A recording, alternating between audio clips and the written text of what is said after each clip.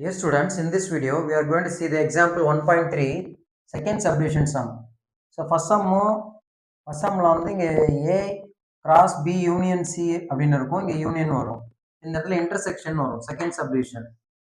So இங்கே வந்து நம்ம அதே எலமெண்ட்ஸ் தான். ஏன்றது 2,3, பியில் அப்படின்றது எலமெண்ட் 0,1, சியோட எலமெண்ட் 1,2.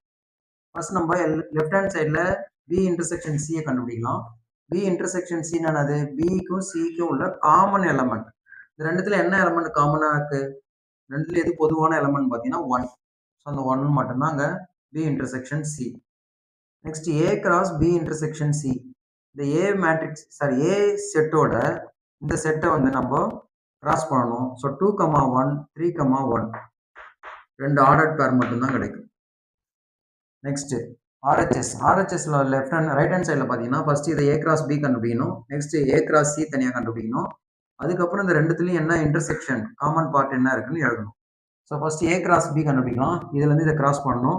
ஸோ எப்படி எழுதிங்க? 2,0, 2,1, 3,0, 3,1. Next A cross C. A கூட சியை கிராஸ் பண்ணணும். 2,1, 2,2. நெக்ஸ்ட் 3,1, 3,2.